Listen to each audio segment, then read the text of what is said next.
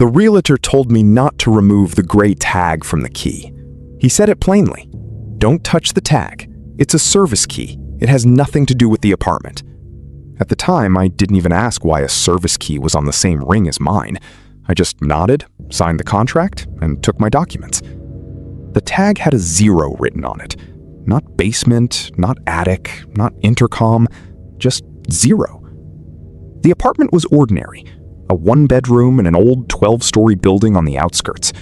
It was one of those buildings where the stairwell smells of damp plywood, cheap tobacco, and that metallic tang from aging mailboxes.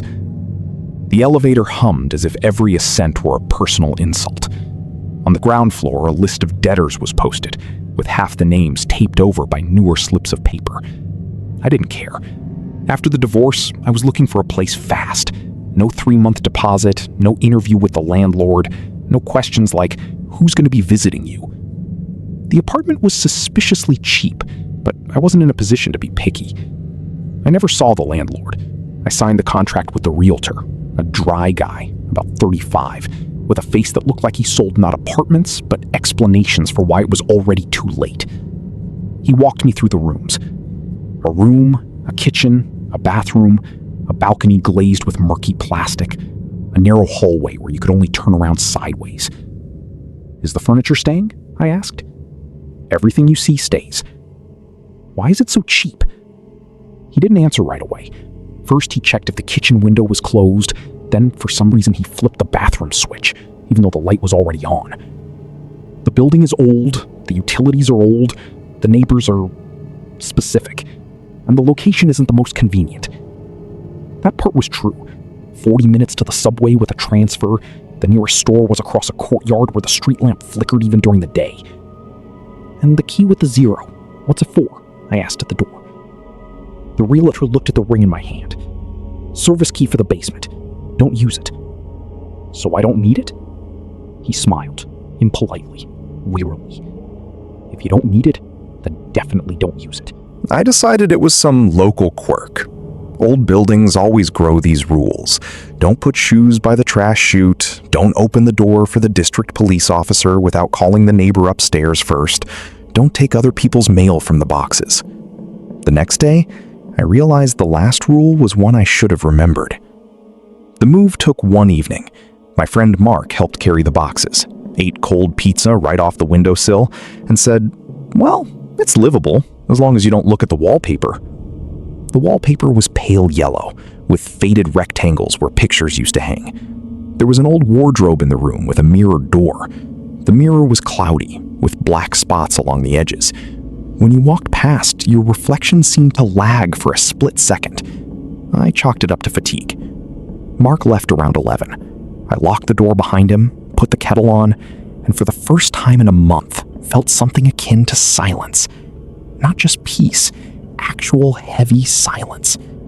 After a divorce, silence first feels like a gift, then like proof that no one is waiting for your voice.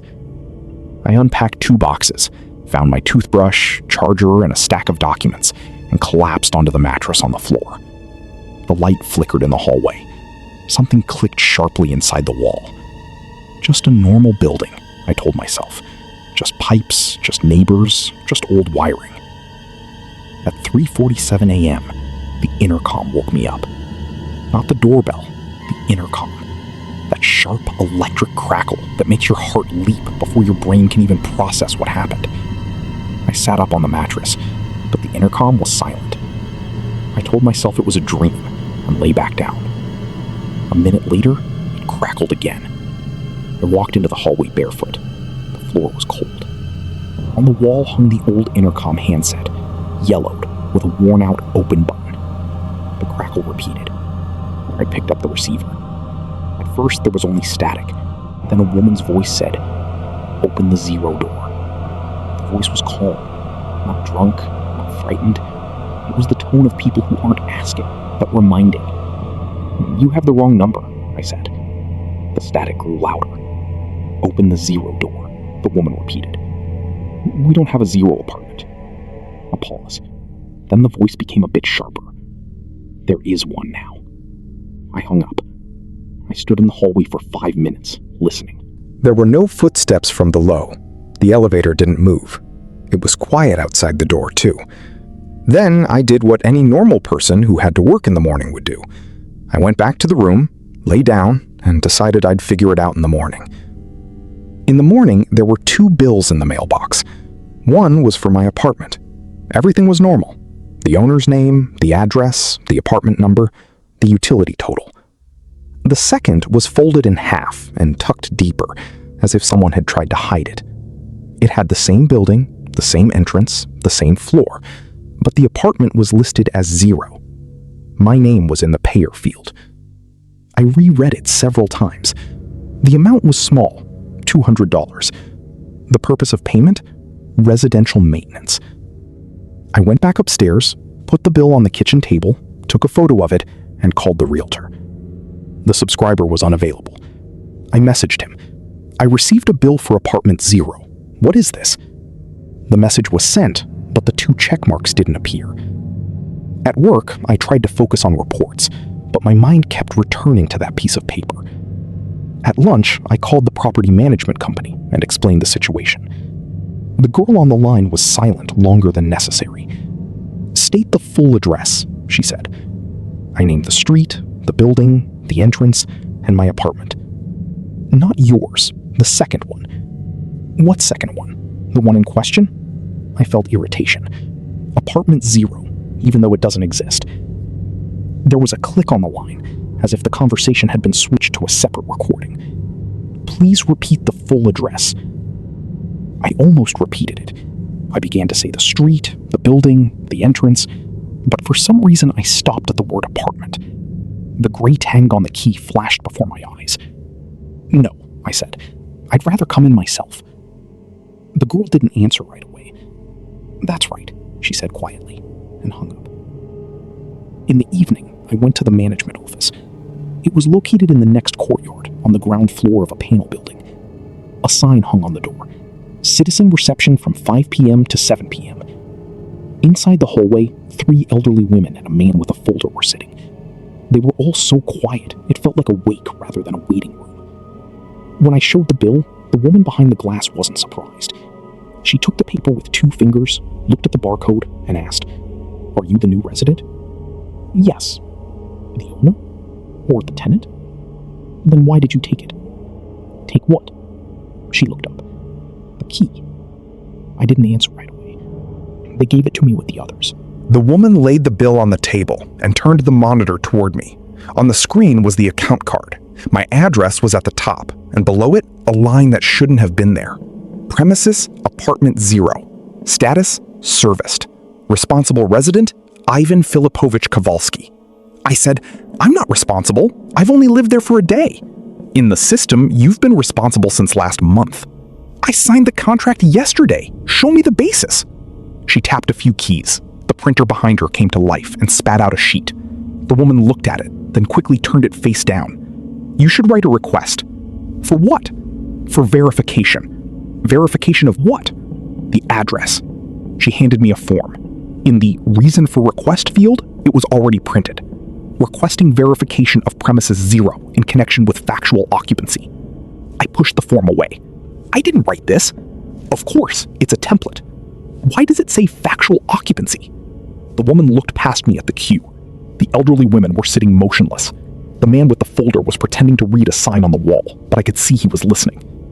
"Young man," the woman said, "you either write the request or you pay the bill for premises that don't exist." She looked directly at me for the first time. "If the bill exists, it means the premises exists somewhere." I left without writing the request. Back home, my first real sign that this wasn't a mistake was waiting for me. There was dust on the hallway floor. Not construction dust, not household dust. Gray, fine, dense, like something from a basement.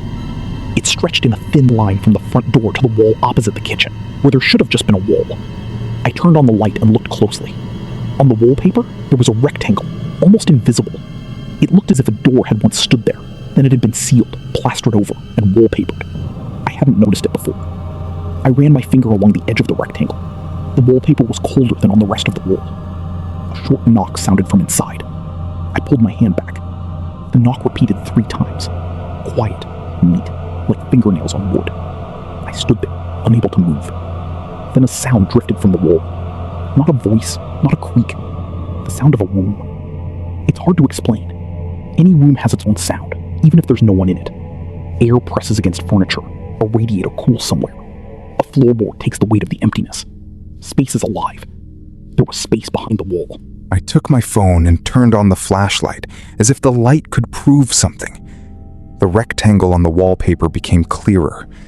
Down low, almost at the baseboard, a dark spot appeared, resembling the mark of an old keyhole. That's when I remembered the gray tag. The keys were on the kitchen table. I walked over to them, but I didn't pick them up immediately.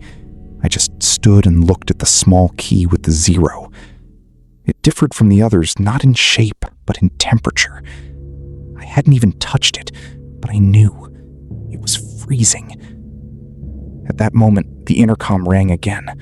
I flinched so hard the ring fell to the floor. The crackle was long, insistent. I picked up the receiver. This time it wasn't a woman. A man's voice, low and tired, said, "You shouldn't have taken the bill." I was silent. Who is this? A neighbor. From which apartment? A pause. Don't name numbers over the phone. I looked through the peephole. The landing was empty. What do you want? Open the door. Not the intercom, the apartment door. I didn't want to open it, but there was something in his voice that made it clear. This man was threatening, yet he himself was afraid. I opened the door to the safety chain. An elderly man in an old gray sweater stood on the landing. His face was earthy, his eyes red, as if he hadn't slept in a long time. In his hands, he held the same bill as mine. "Are you the new one?" he asked. "Yes." "Is the 0 key with you?" I didn't answer. He nodded, as if he already had his answer. "Don't open it." "Don't open what?" The man looked at the wall in my hallway. Not at me, at the wall. When you hear the first sound from the depths, get out of the apartment. Not to the kitchen, not to the bathroom, not to the window. Get out the door. What does "from the depths" mean? You'll understand. I wanted to ask how he knew everything, but he pushed his bill toward me. It said apartment 0. The payer wasn't him. It was my name. "They put this in my box," the neighbor said, "but I don't take other people's mail anymore." "Anymore?" He swallowed. "Before you, a girl lived here. Quiet, wore glasses. She also went to the management office at first, then the archives. Then she knocked on our doors, asking if there used to be another apartment on the floor, and we all said there wasn't." The neighbor looked at the wall. "But in reality, we aren't so sure anymore." He left quickly, not even saying goodbye. I closed the door and for the first time thought about packing my things and leaving. But I immediately hit a simple, dull, humiliating reality. I had no money for another deposit. The contract was signed, my things were moved, and work was behind on salary. I had already told my parents everything was fine. Leaving would have been right. Staying was possible. People often perish not because they don't see the danger, but because danger arrives at the moment when they have no money for the right solution. That night, I didn't sleep. I sat in the kitchen, drank instant coffee, and watched the hallway. All the lights were on. My phone lay nearby, charged. The gray tag with the key sat in a mug on the windowsill. I don't know why. It felt like if the key wasn't on the table, it belonged to me less. At 4:13, the power went out in the apartment. Not the whole building, just mine. I saw it by the crack under the front door. The lamp on the landing was still on. A faint light from the street lamp drifted in from the room, but the hallway was dark. Then, from the wall opposite the kitchen, came the first sound from the depths. It wasn't a knock, it was a sigh. A long, wet, human sigh from a place that shouldn't have had lungs. I stood up so sharply the chair fell, grabbed my phone, jacket, and keys, all except the gray one because it remained in the mug, and ran out to the landing. The door slammed behind me. The light in the stairwell flickered. I stood barefoot on the cold tile and listened as someone slowly walked down the hallway behind my apartment door. The steps were quiet, careful. Not from the front door toward the room, but from the wall toward the front door. I didn't breathe. The footsteps stopped on the other side. The safety chain on the door shuddered. Then, from the inside, someone said in my own voice, very quietly, "Forgot the key." I woke up the next morning at the neighbor's, the elderly man. His name was Viktor Mikhailovich. He lived on the floor below, but for some reason he had been on my landing that night. Or perhaps I had gone down to him. I don't remember. My memory was a blank. The stairs, the cold on my feet, his hand on my shoulder, and the phrase, "Just don't name the address." He gave me tea and slippers. "What is this?" I asked. "I don't know." "But you know something." He was silent for a long time, then pulled a plain cardboard folder with ties from the sideboard. Inside were copies of requests, old bills, photos of the stairwell, printouts from the building chat. "I collected these while my wife was alive," he said. "She was the first to notice that sometimes there are more doors on our floor." He showed me a photo. The landing in front of the elevator. 2 doors on the left, 2 on the right. My apartment was on the right. Between my door and the wall in the photo, a narrow, dark gap was visible, as if there were another door, very old, with peeling paint.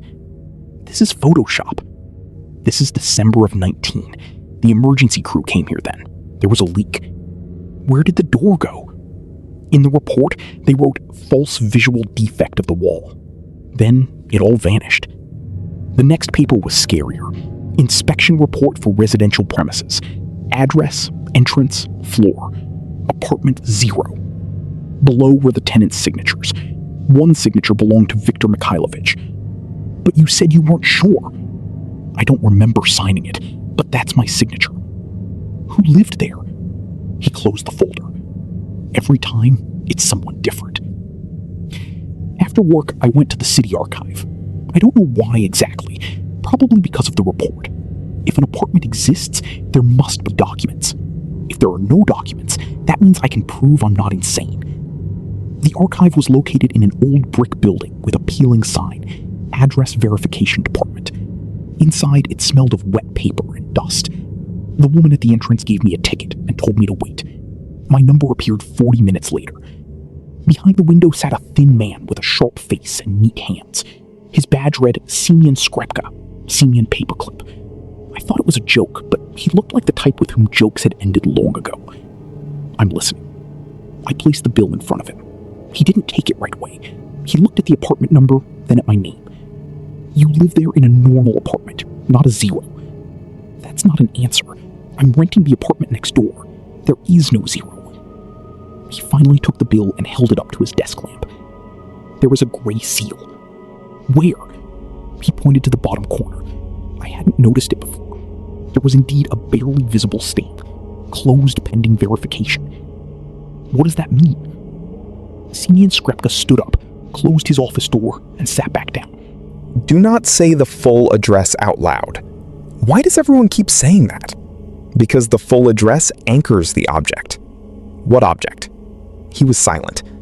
In your building, there is a premise that cannot be confirmed by standard inspection, but cannot be excluded from service. So, you know? I know that such records exist. And what should I do? Do not sign new reports. Do not pay other people's bills. Do not open with the key if the key isn't already lying in the lock, by itself. He looked at me with unpleasant sympathy. It has already begun. I told him about the wall, the intercom, the voice. When I reached the line, "Forgot the key," Semyon took off his glasses and rubbed the bridge of his nose. "Someone needs to go to the site," he said. "From the archive?" "No, not quite. From the management company." He took out a form.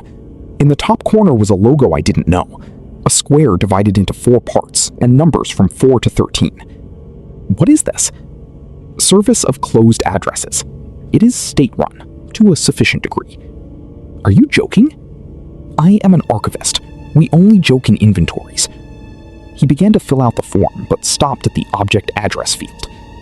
I won't write the rest. and neither should you. But how will they find it? Semyon looked at the bill. They already have.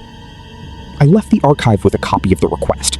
It didn't have the full address, only a code. R01/413/primary localization.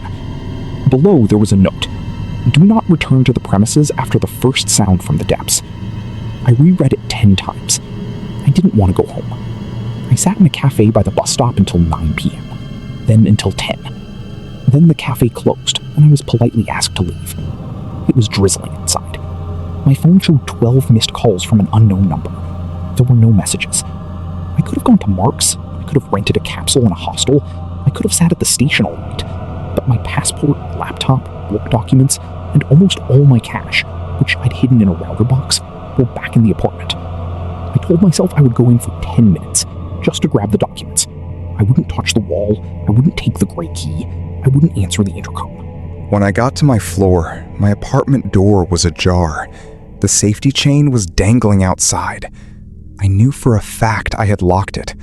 Moreover, I had run out in a panic at night, and the door had slammed behind me. But now the lock was open, as if someone had left and hadn't bothered to lock it. On the mat lay the gray key, the same one I had left in the mug on the windowsill. The tag was damp. I didn't pick it up. I pushed the door open with my elbow and walked in. The apartment didn't smell like dampness or dust anymore. It smelled of a stranger's life. Soup, old laundry, medicine, a plastic tablecloth that hadn't been wiped down in ages. My things were in their places, but others had appeared among them. In the kitchen, a small stool with peeling red paint.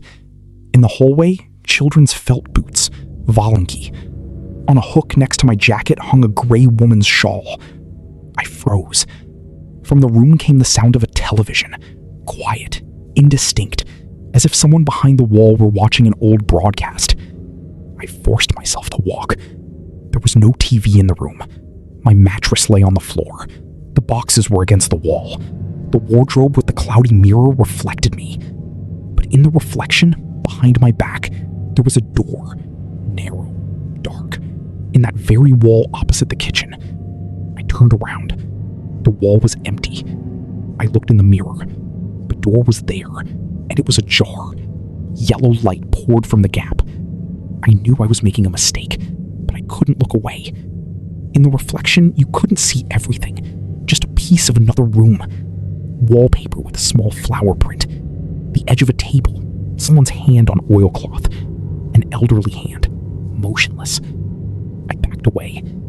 At that moment, my phone vibrated. An unknown number. I answered because the silence was worse.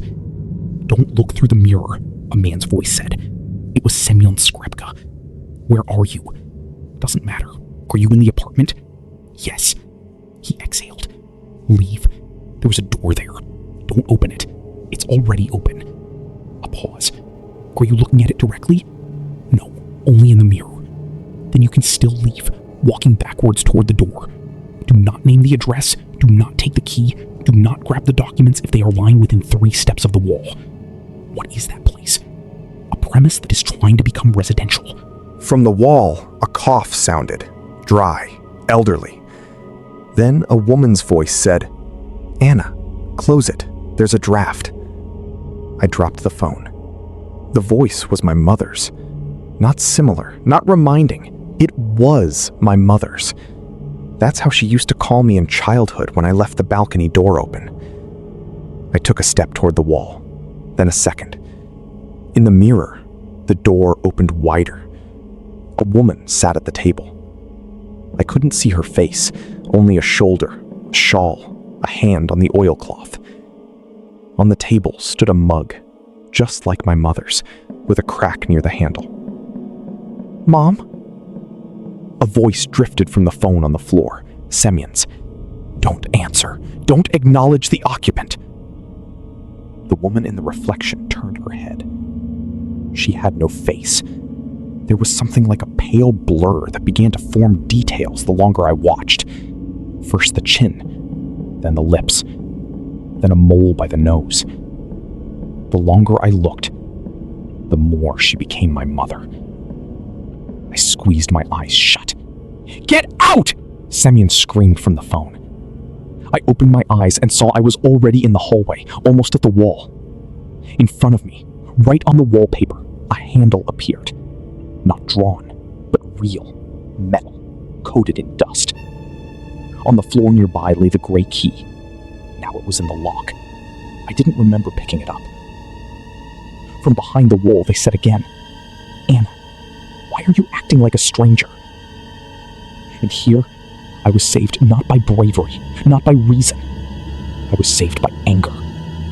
My mother was alive and living in another city. We had talked 2 days ago. She would never have said, "acting like a stranger," in that tone. She would have first asked if I was eating. I stepped back. The handle shuddered. "This isn't my mother," I said. Silence fell behind the wall. Then the voice changed. It became flat, alien, irritated. Then who signed for it? The wallpaper around the handle swelled. I ran, grabbed the phone off the floor, hit my shoulder on the doorframe, dashed out to the landing, and the door slammed shut. Outside, on my apartment door, a new sign hung. Not mine, not an apartment number, just a small rectangle of white plastic with a black digit. 0. On the stairs, 2 people were already standing, a man and a woman in dark jackets without emblems. The woman had a hard look and short hair. The man held a metal case. "Ivan Filipovich Kowalski?" the woman asked. "Yes." "Anna, act. Service of closed addresses. Step away from the door. Is there someone in there already?" "No." "You didn't even check. If there was someone in there, the door wouldn't be here." I didn't understand. The man with the case took out a thin folder, pressed it against the door, then against the wall beside it. The folder was gray, with metal corners. On it, in small print, it said, "Do not copy. Verify only." Anna looked at the sign with the 0. "How many times did you name the full address?" "I don't know. In the management office, I named almost all of it. Over the phone, not entirely. In the apartment, I was silent." She understood who they had acknowledged. "No one." "Did you answer to your name?" "No." "Did you turn the key?" I wanted to say no, but I remembered the key in the lock. I remembered that I didn't remember picking it up. Anna sighed. "That means partial anchoring." "What does that mean?" "It means the premise already considers you a tenant, but it hasn't received full confirmation yet." The man with the case taped a strip of matte tape onto the door. The numbers 413 appeared on the tape. "Can you remove this?" I asked. Anna looked at me as if I'd asked if it was possible to remove the rain. "No, we can close the address." "So the apartment will remain?" "Yours, yes." "And the 01? Zeros, they don't remain. They transfer." "Where?" She didn't answer. From behind my door, a faint knock sounded. 1, then a second, then a third. The man with the case said, "It's begun." Anna pulled a sheet from her pocket. "You need to sign a waiver for the premises." "What premises?" "The one that tried to accept you." "If I sign, will it end?" "For you, possibly. Possibly. There are no guarantees here, only a reduction in spread." I took the pen. The act read, "I, Ivan Filipovich Kowalski, confirm that I am not a tenant of premises 0, do not recognize any rights of use for it, do not accept the debts, belongings, relatives, voices, or memories associated with the indicated object." Below was a line for a signature. I was almost done signing when I saw the small text at the bottom. "In case of refusal, the premises are subject to transfer to the nearest available address contour." What does nearest available mean? Anna took the act from me. "Not your question." "Will it transfer to the neighbors?" "Sign it. Where else would it go?" She raised her voice for the first time. "Sign it before it starts listing your dead." From behind the door, my grandmother said quietly, "Ilyusha, I left you some jam." My grandmother had died 8 years ago. I signed. Anna ripped the sheet from the tablet, even though I hadn't seen it attached to anything. The man with the case pressed it against the door. The tape with the numbers 413 darkened. The stairwell began to smell of ozone and wet paper. Somewhere inside my apartment, furniture creaked. Then a short, dull thud was heard, as if a heavy wardrobe had been shifted across the floor. Then, silence. Anna removed the sign with the 0. Beneath it was my normal number again. "Don't enter today," she said. "And tomorrow?" Tomorrow, yes, if only one bill arrives in the morning. And if two? She looked down the stairwell. Then don't open the second one. They left without saying goodbye. They just walked down the stairs, even though the elevator was standing open on my floor. There was no light inside the elevator. On the panel, a button was lit that hadn't been there before. 0. I spent the night at Mark's. He scolded me, said I was on edge, that I needed to work less, that the divorce had hit me harder than I admitted. I didn't argue. I slept on the couch, flinching at every sound the refrigerator made. In the morning, I went home. In the mailbox, there was one bill. One. I almost laughed with relief. I went up to the floor. The door was closed. The sign was normal. The key worked. The apartment smelled of dust and my cheap coffee. No felt boots, no shawl, no stool. The wall opposite the kitchen was ordinary. Yellow wallpaper, a bubble in the baseboard, an old stain from furniture. I walked through the rooms carefully. Everything was in place. Almost. In the wardrobe with the mirror door, there was no longer a reflection of me. I mean, the reflection was there. The room was reflected, the mattress, the boxes, the window. I could see my hand when I raised it in front of the mirror. But there was no face. Instead of a face, there was a murky blur, like on an old photo that had been rubbed for a long time with a wet finger. I covered the mirror with a blanket. I spent all day packing. By evening, the realtor called. Finally. "How are you settling in?" he asked cheerfully. I was silent. "Hello? Did you know?" A pause. "About what?" "About the key." He exhaled quietly. "Did you use it?" "No." "Then everything is fine." "Nothing is fine. Listen, you're an adult. The apartment is cheap. The documents are clean. What more do you need?" "Who lived there before me?" "A girl. Where did she move? Where?" He was silent. "Where did she move?" The realtor said very quickly, "Do not ask about addresses you don't need," and hung up. I moved out the next day. I couldn't break the contract. My deposit wasn't returned. The landlord never appeared. The realtor blocked me everywhere. I moved my things to Mark's, then found a room in a communal apartment.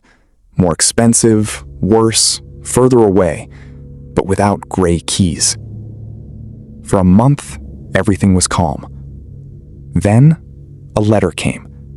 A regular paper letter with no return address in the new apartment's mailbox.